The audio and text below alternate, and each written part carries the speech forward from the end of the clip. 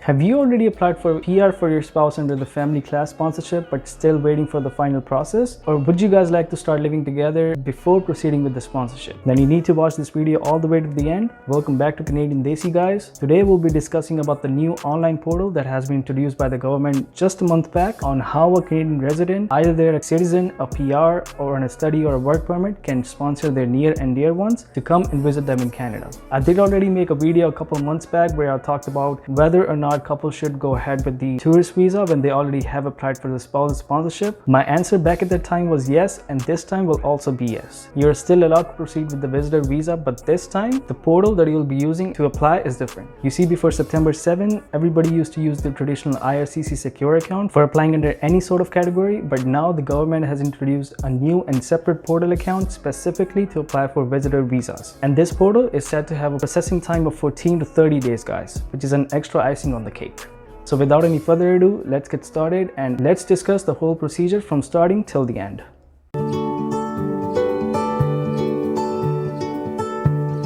So currently the Canadian government has been prioritizing visas for the immediate family members of a Canadian citizen, a PR, and someone on a temporary basis. Now let me tell you who are those immediate family members that come under this category. Those are definitely your spouse or common law partners, parents or step-parents of you or your spouse or common law partner, as well as any dependent child. There's an extended family member category as well, where your brothers and sisters are included, but in this video we will mainly focus on the immediate family member because my main idea of opening this channel has been to unite couples like you living away from each other. So if you're someone waiting to reunite with your spouse or your loved one, then don't hesitate to give this channel a subscribe. Spousal sponsorship is all that I make videos about, and your one hit to the subscribe button will boost me up to make even more videos. Now let's first go to this website, for which I've added a link in the description, and let's overview all the requirements that you need to fulfill for a visitor visa. Now, when you scroll down, you'll see that spouses and common law partners are covered under immediate family members. Now down here, it says that you do not need a written authorization from us confirming that you're exempt from the travel restrictions. Now what this means is that all the foreign travelers who are a direct family member of a Canadian resident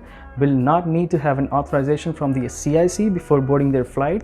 And also on top of that, if they're fully vaccinated travelers, then they would also not need to quarantine themselves upon their entry into Canada. And they would also not need to go for the day 8 testing like all other non-vaccinated travelers. However, they will still need to show a negative molecular test pre-entering Canada, and also they will need to upload their proof of vaccination on the ArriveCan app before they arrive in Canada. This is definitely a very big relief for all the vaccinated travelers because it surely saves you a lot of time, as you would not need to spend your first 14 days indoors. For detailed info about the vaccinated travel exemption, you can visit this website. Link is in the description. Now let's move ahead and take a look at how to apply for a visitor visa. For that, you will go on this website, link in the description, and scroll down to the bottom. Here you will need to choose the reason why you want to come to Canada. I'll choose this first option that says to unite with an immediate family member who is a Canadian citizen, person registered under the Canada's Indian Act, or permanent resident of Canada. For all others who have their spouses living in Canada on a temporary basis, you can choose this second option, and right after you click it, a pop-up opens up that you can apply through the IRCC portal, and this portal is the new application process. Next, when you click right here, a new window opens up that talks about the basics of applying on this online portal, which simply means creating an online account, completing the forms, and uploading documents, and finally submission after paying. But we already know that, right? So let's go back to the previous window and click on supporting documents. Down here, you choose your reason of visiting Canada. I choose for a family visit. Next, you choose that you'll be visiting your immediate family member. After that, you choose your spouse's status in Canada. I'll choose the Canadian PR. Next, this option is for people who have their children or grandchildren, so I'll choose no. Now here, if you are fully vaccinated with all the mandatory proofs, then you will need to choose yes, and down here you will see a full list of all the documents that you will need to support your application. Now since it's mentioned here that not all documents listed below are required, some are optional, so you can work accordingly on which documents you should attach and don't. So now we will start looking at only the documents that a spouse is required to fill out to apply for a visitor visa. So let's begin.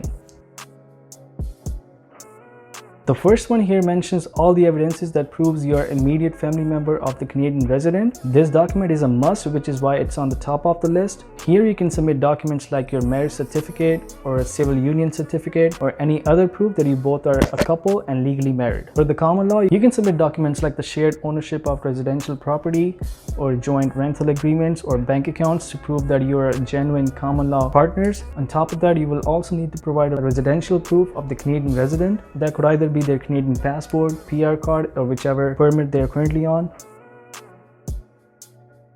Next, you will need to submit a copy of all the identity documents like your passport with front and last page, as well as any other pages that have visas or stamps on it. Other than that, if you're already holding a visa from another country, then it's a very good thing from the application point of view because it shows that you were able to successfully secure a visa before. Other identity documents that you can submit are your voter ID and Aadhaar card if you live in India, or pretty much any other legal ID that is issued by your government that contains all your basic information on it. Next, if the person applying for visa is fully vaccinated, then they will need to provide a proof for that as well. That could be both of your vaccination receipts, clearly stating the type of dose, the number of doses, and date the dose was taken. You will also need to enter the same info in the ArriveCan app before boarding the flight, but that is something that you can only do after you successfully gain a visa.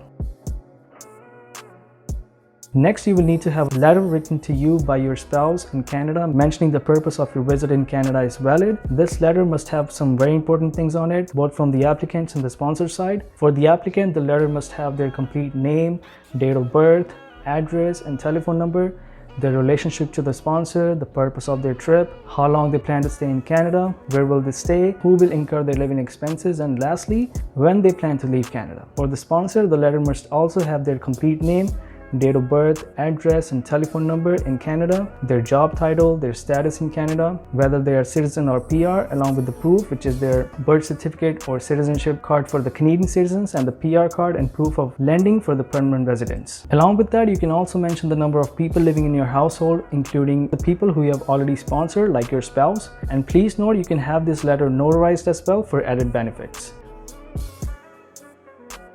Next, you will need to provide a letter from your employer that confirms that you have a stable job and will return to it after your family visit in Canada. This letter can also be used as a proof that your employer supports your visit. This letter can have some basic info about the company you're working at, like the contact name and number of your manager, a brief description of your job, your current salary, along with how long is the leave being granted to you for the vacation and all that stuff. For all the spouses who are unemployed or homemakers, don't worry, you can mention that info instead.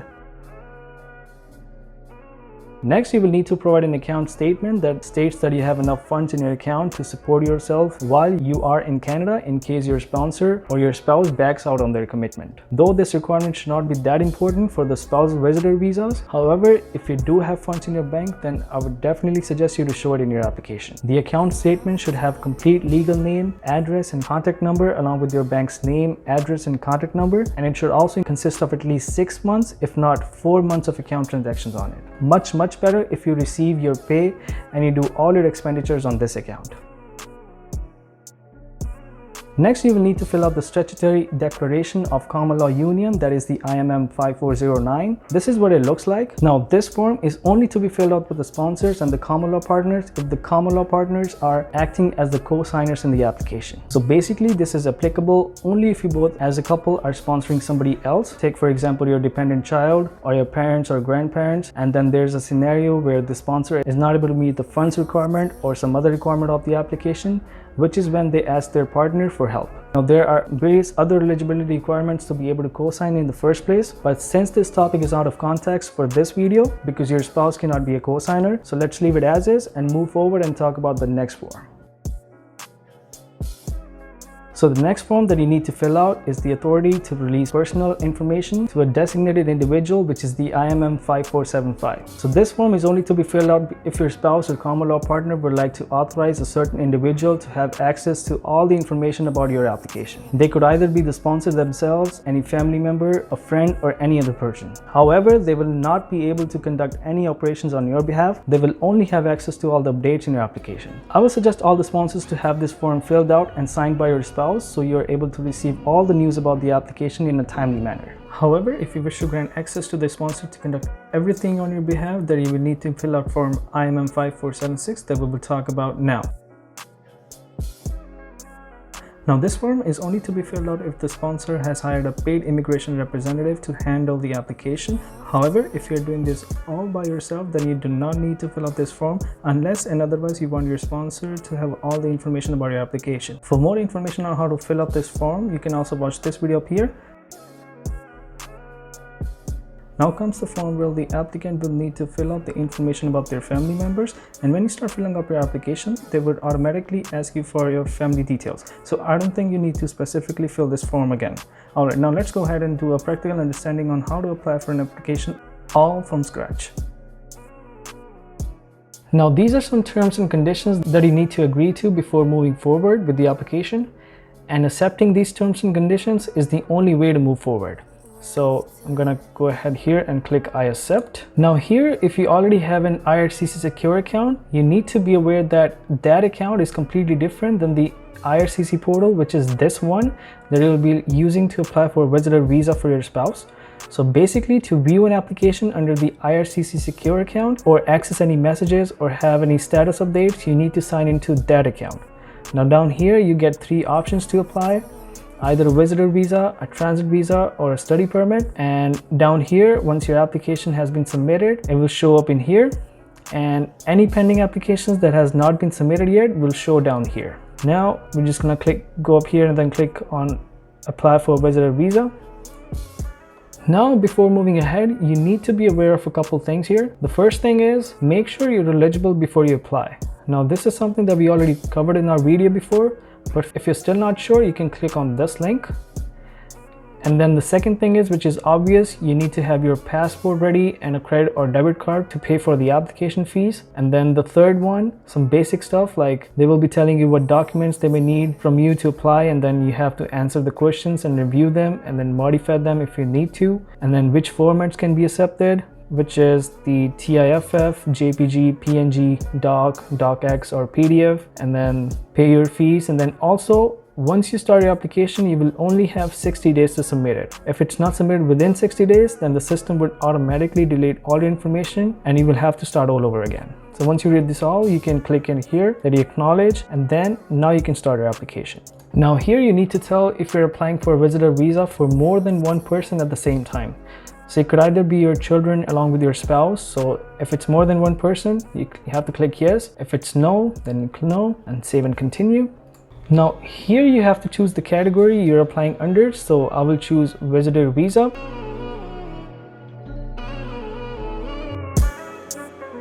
And then you need to choose that same option again that we chose before, that is to unite with an immediate family member. And then here you have to tell the immigration officer a little bit more about everything that you will do once you get the visa and you're here in Canada. So you see you have about 475 characters here to use, so you can either be as specific as you want or be in as much detail as you want. So just for the sake, I'm going to put here vacation with wife, or whichever is the case. You can be a little bit more detailed if you want, and then also include the dates you'll be in Canada and make sure it's more than 15 days. So I'll take 20 days just for example. So put December 10, 2021 to December 30, 2021, you know, like celebrating Christmas and whatever. And you can even put a little bit more information if you want. So, and then down here, you need to put the same dates that you entered up there. So I'll choose the same dates, which is December 2021, 10, and then here December until 30th or 31st, whichever you want. And for all the applicants who already have a UCI number before, which is the unique client identifier, this is something that you get when you apply for something in Canada before. But if you don't have one, then you can just click save and continue and move forward. Now here, based on what we selected before, they said that we chose unite with an immediate family member who is a Canadian citizen, person registered under Canada's Indian Act, or a permanent resident of Canada. So if this is something that you were not supposed to choose, you need to go back and check your answers again. But if it is true, then you should be able to prove that your immediate family member, that is your husband or wife, is already living in Canada as a citizen or a PR or under the Indian Act. And then these are some requirements that you need to fulfill under Canada, and we already talked about this before. And here are some documents that you will need to complete your application, which is a valid passport, of course, and then the proof of relationship with your immediate family member and their status in Canada. So you can click on this link for a detailed explanation of everything that you will require. And then right here, this is something that your application will need from your side. That is your personal details, your travel documents, finances, education, criminality, medicals, and family information, and all that stuff. So once you read this whole thing, you can go down here and then click on continue the application. Now here what they ask is if there's anyone who's applying for application on your behalf. So if it's just you taking care of the whole application, then you just need to click on no and go ahead. But if there's someone else assisting you, then you need to click on yes and fill up their info. But there's two subcategories for this. The first one is an authorized paid representative, which is more commonly an immigration lawyer who basically charges you a fee for their services. And then there's a second category that is your family member or a friend or a third party member who doesn't charge you a fee but still take care of your application. So you need to choose right here, either he's a paid representative or an unpaid representative. So if he's an immigration lawyer charging you for applying, then you need to click yes. If it's anybody else not charging you, then you need to click no. So if I click yes, you need to put down their whole information, their membership ID number, their last name, their first name, their telephone number, along with the email address and the mailing address and all that stuff.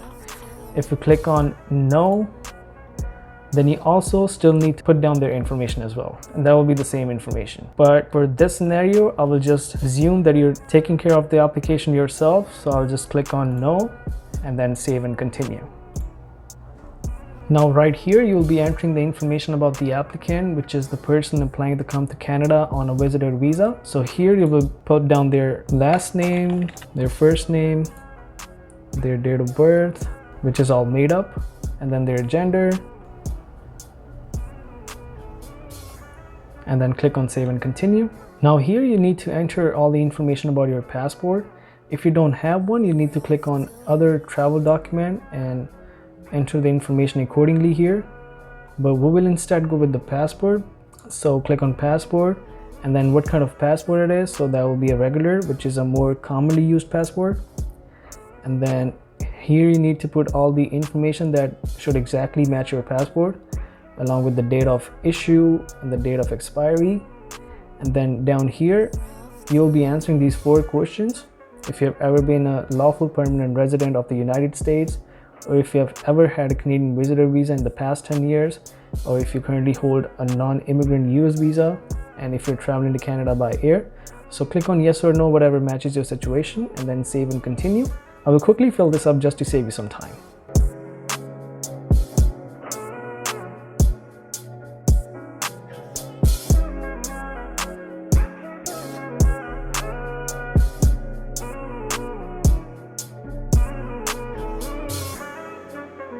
Now here you need to choose the citizenship and places where the applicant has lived. So the first option will be the country where you were born. So I'll choose India. And then the city or town where you lived. And then the third option will be if you're a citizen of more than one country. So if you're an Indian citizen, for example, the dual citizenship is not allowed. But if you belong to any other country, or if you are a dual citizen, then you need to click on yes and mention all the info right here. But for the sake of this video, we'll click on no and mention the country you're a citizen of right here. And if you have been a citizen of this country since birth, then you need to tick mark right here, and your birth information will automatically pop up, and then you just need to simply save and continue. Now comes the section for the national identity document. For all the Indian applicants, it could either be an Aadhaar card or a voter ID card or any other national ID. So you need to click on yes and mention all the information right here. Just give me some time and I'll fill this whole thing up quickly for you.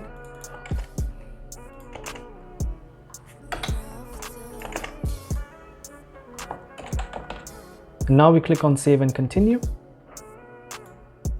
Now, have you used any other name in the past? If you did, click yes and provide all the info. If you did not, click no and then save and continue. Now, this is where you will need to fill up your residential information. Then choose if the mailing address is the same as your residential one. I would choose yes. Now, right here, if you have ever been out of your country in the past 5 years, and if you have stayed there for more than 6 months, then you need to mention that information as well. So you just click on add and then put down all the info. So for the sake of this video, we will just assume that we haven't been anywhere, and we'll only fill up the information about our birth country. So right here, you choose that country, and then what's your current status in that country. I'll choose citizen, and under the from section, you will need to put down your date of birth, because that's when you became the citizen of your country. and then tick mark this option because this is where you currently live, and then the other option will automatically go away. Now click save, go back, and then save and continue. Okay, now here, if you guys have ever applied for a visitor visa, a study visa, or a work permit in the past 10 years, then you must have given your fingerprints or biometrics as well.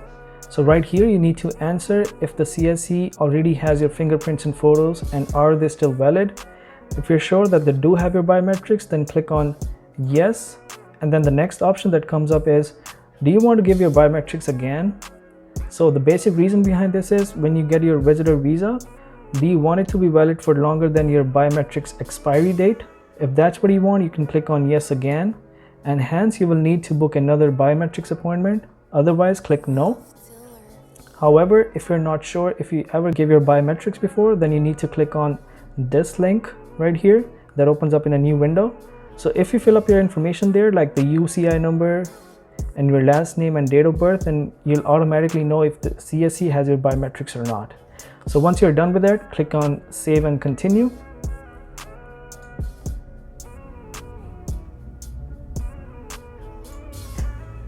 Alright, now comes the part where you need to enter the information about your sponsor, that is your husband or wife who's already a resident of Canada. So here you put down their last name, their first name, their relationship to you, and then for the mailing address right here, once you start typing their address, it should automatically come up. I will choose this one, for example. In case it doesn't show up automatically, then you can just tick mark right here and manually input the address now, and then enter their telephone number.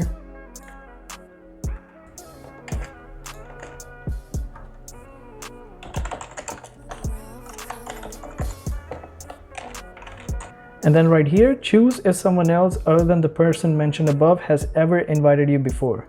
If yes, click yes. If there isn't any, click no and move ahead. Now right here, they say how much money do you have in your possession for your stay in Canada. So usually your Canadian spouse will be the one taking care of all your expenses. However, if you still have some money in your possession, then you can show that in here. So I will enter 8,000 Canadian dollars just for example, and you can enter any amount that you have. Also, if someone else is giving you money for your stay in Canada, then you can click on yes and then provide all the details. Otherwise, click no and simply save and continue. Now here you will need to enter your post-secondary information, any schooling or any degree or diploma that you have done through a university or college. You can enter all the information by clicking on add right here. I will quickly fill this whole thing up just to save you some time.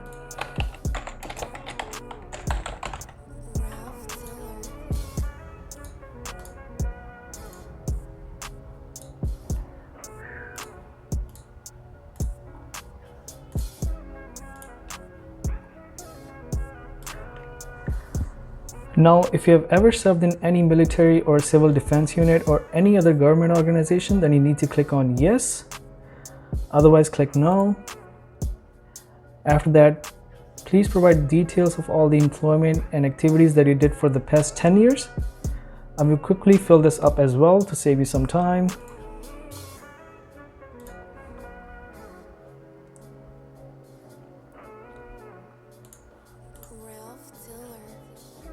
So right here, I'm just filling the information for the past 2 years, but you have to go all the way back to like 2011 just to cover up all the 10 years.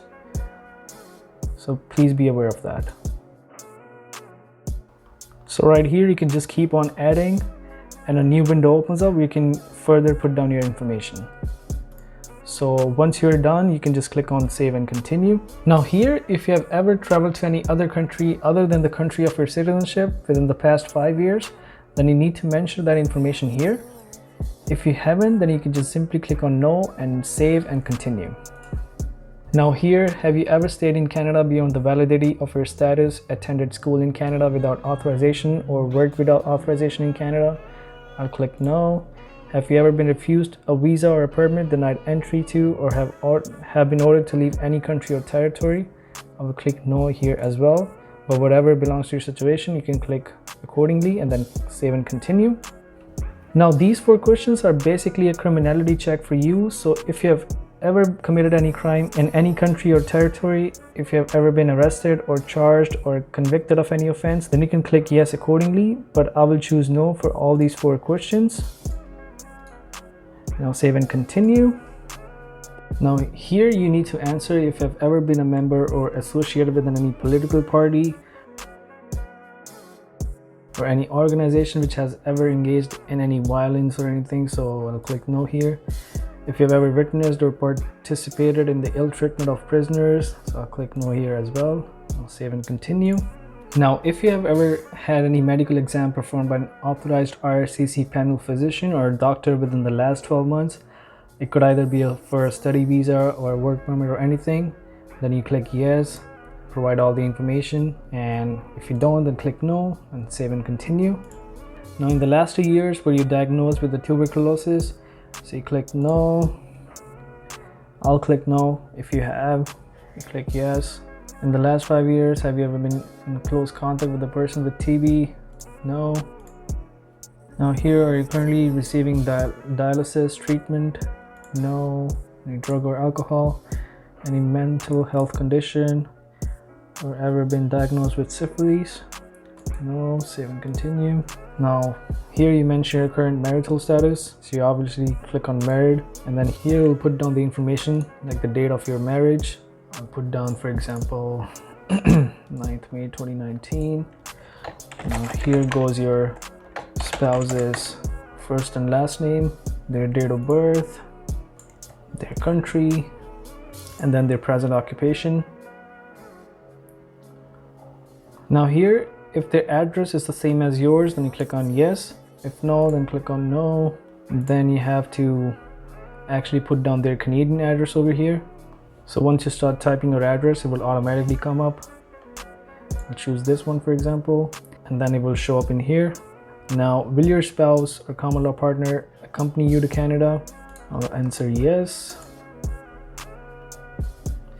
Do you have any biological, adopted, or stepchildren?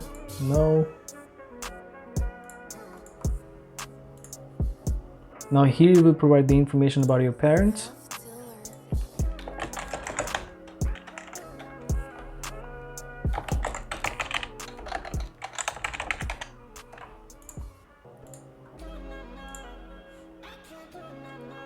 I'll fill this up real quickly.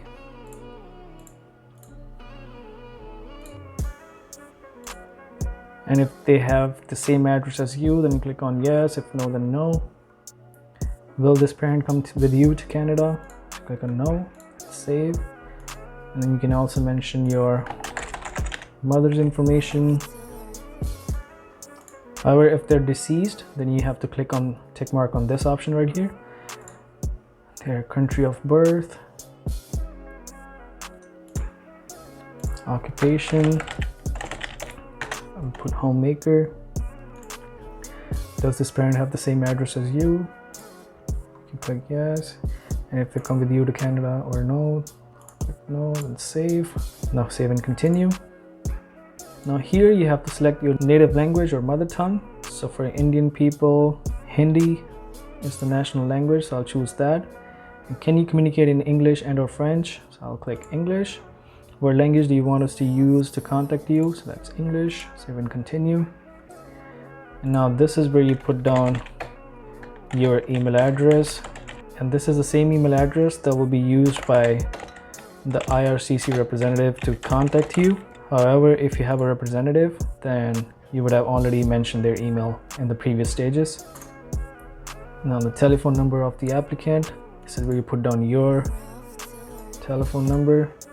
So the area code for India is 91. Then put down your number. If you have any extension, put that as well. Save and continue. Alright, now comes the window where you'll be able to review all the information that you have entered so far.